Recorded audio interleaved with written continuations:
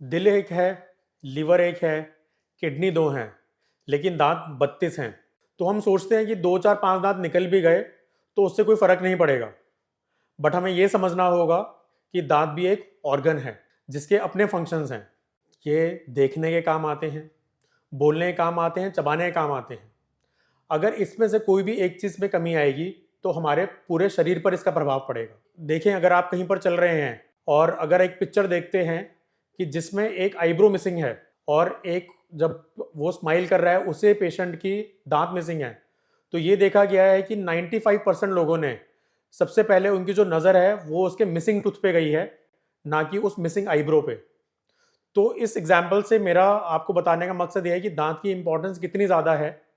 तो अगर हम कोई दांत खोते हैं तो हमें उस बात का दुख होना चाहिए, अफसोस होना चाहिए और कोशिश करनी चाहिए कि आगे कोई भी दांत हमारा ना निकले। तो जो दांत को बचाने का ट्रीटमेंट होता है उसको कहते हैं रूट कैनाल ट्रीटमेंट, जिसमें हम लोगों की एक्सपर्टीज है। नमस्कार, मैं डॉक्टर कपिल गुप्ता आज आपको रूट कैनाल ट्रीटमेंट के बारे में बताऊंगा कि ये क्या होता है, किस तरह से करा जाता है और ना कराने पे क्या क्या कॉम्प्लिकेशंस का हम सामना कर सकते हैं। अब आपके सवाल। तो जो रूट कैनाल ट्रीटमेंट है वो बेसिकली नसों का इलाज है। और जो नसें होती हैं वो सबसे जो अंदर की लेयर होती है, सबसे ऊपर डेंटीन है, सबसे ऊपर इनामल है, फिर डेंटीन है और तीसरी लेयर हमारी जिसमें पल्प होता है, नसें होती हैं, ब्लड वेसल्स होती हैं। जब जो हमारी कैविटी है वो नसों तक पहुंच जाती है तब हमें दर्द होता है, ठंडा लगता है, गर्म लगता है। और रात को सोने में इसका खासकर देखा गया है कि जब रात को इसका जो पेन होता है वो बहुत तीव्रता से बढ़ जाता है। तो जब ये सारे सिम्टम्स हों तब हमें रूट कैनाल ट्रीटमेंट करवाना चाहिए। और जो रूट कैनाल ट्रीटमेंट है वो बेसिकली जो नर्व्स हैं उनका ट्रीटमेंट है। जब ये इन्फेक्शन नसों तक पहुंच जाता है, इन्फेक्शन जो है नसों को इन्फेक्ट कर देता है, नसें इन्फेक्टेड होती हैं, तो रूट कैनाल ट्रीटमेंट में हम क्या करते हैं कि जो इन्फेक्टेड नसें हैं उनको रिमूव कर देते हैं, जिसकी वजह से दांतों का जो सारा इन्फेक्शन है वो हट जाता है। इसका मेन पर्पस ये रहता है कि जो दांत है उसको हम फंक्शनली सेव कर लें।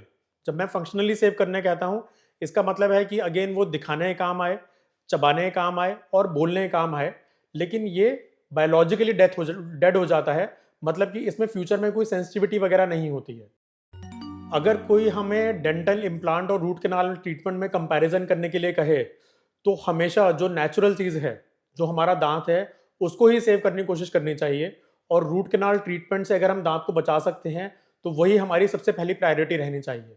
क्योंकि जो रूट कैनाल ट्रीटमेंट है जो हमें नेचर ने दिया है वो मतलब वो हर तरह से हमें कोशिश करनी चाहिए कि हम उसको सेव कर सकें। और रूट कैनाल ट्रीटमेंट एक ऐसा प्रोसीजर है जिससे हम दांत को सेव कर सकते हैं।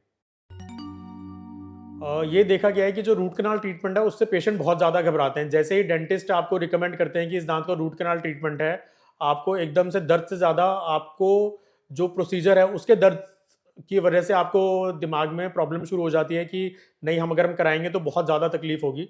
तो मैं आपको सब बता दूं कि आजकल जो मॉडर्न इक्विपमेंट्स आ गए हैं, जो लोकल एनेस्थीसिया आ गए हैं, वो इस तरह के आ गए हैं। जो रूट कैनाल ट्रीटमेंट है वो बिल्कुल पेनलेस हो गया है। तो हमें सबसे पहले अगर आपको रूट कैनाल रिकमेंड करा गया है तो बिल्कुल घबराना नहीं है, क्योंकि रूट कैनाल ट्रीटमेंट बिल्कुल पेनलेस तरीका है।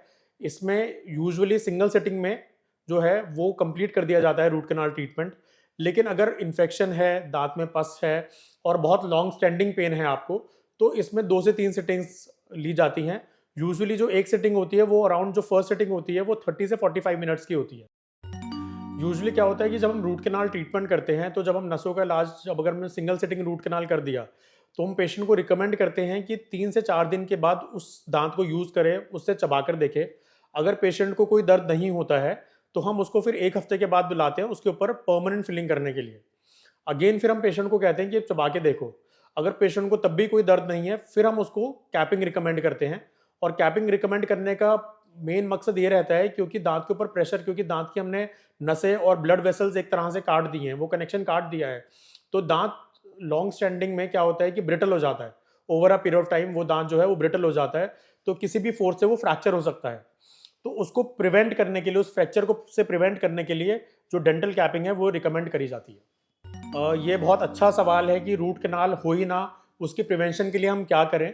तो हमें क्या करना है कि हमें किसी भी तरह की, अगर आपको लगे कहीं पर खाना फंस भी रहा है, अगर आपको कोई दर्द नहीं है, कोई सेंसिटिविटी नहीं है, कोई ठंडा गर्म नहीं लग रहा, लेकिन अगर आपका खाना कहीं पर फंस भी रहा है तो भी आप आकर एक बारी चेकअप ज़रूर कराएं।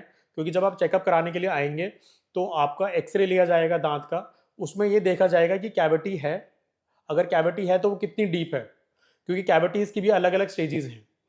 कम कैविटी होती है तो फिलिंग से काम चल जाता है, डीप कैविटी होती है तो पहले कच्ची फिलिंग भरी जाती है, फिर पक्की फिलिंग भरी जाती है। लेकिन अगर आप इस स्टेज पे पहुंच गए हो कि बिल्कुल नसों तक ही पहुंच गए हो, तभी रूट कैनाल ट्रीटमेंट रिकमेंडेड रहता है। तो इसलिए मैं आपको यही रिकमेंड करूंगा कि अगर आपका खाना कहीं पर फंस भी रहा है तो आके डेंटल सर्जन को जरूर दिखाएं। रूट कैनाल ट्रीटमेंट से रिलेटेड सारे सवालों के जवाब होपफुली आपको मिल गए होंगे, लेकिन अगर फिर भी आपके मन में कोई क्वेरीज हैं तो कृपया कमेंट सेक्शन पर ज़रूर क्वेश्चंस आप अपने पुटअप कर सकते हैं, जिनका मैं आंसर्स दूंगा। Thank you very much.